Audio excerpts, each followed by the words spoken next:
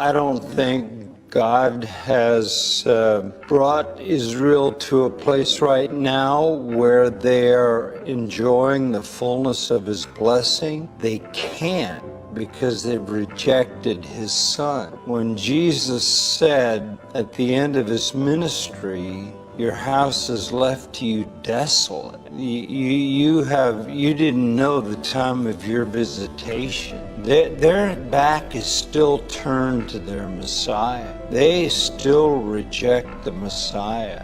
I think in that sense, Israel has a measure of vulnerability.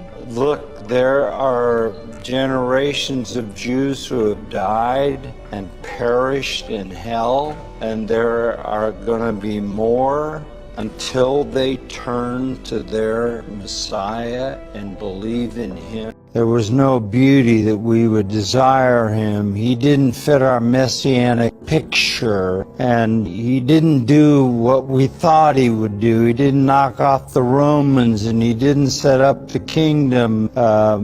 He just didn't fit our model. And so we considered Him as nothing. And the language there, they considered Him as non-existent. And that's exactly what happened, because they completely rejected Him, and the Romans took Him as a criminal and crucified Him. Israel is protected in a measure and absolutely preserved as a people until the future day of their salvation. And then you have this stunning reality in that chapter. It's like time stops, and you hear this in the past tense. He was bruised for our iniquities. He was chastised for our peace. Whoa, what happened? Zechariah says, "The day will come when they look on Him whom they've pierced and mourn for Him as an only son."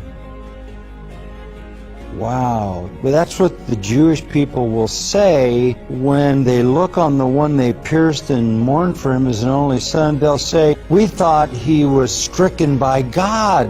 We thought we were doing the work of God in taking His life because He was a blasphemer." But it is when that salvation comes that all the fullness of the promises given to Abraham and David and reiterated in the prophets and the new covenant passages in Ezekiel and Zechariah and Jeremiah, that all explodes on them when they turn to the one they pierced, mourn for Him as an only son, and a fountain of cleansing is open to them.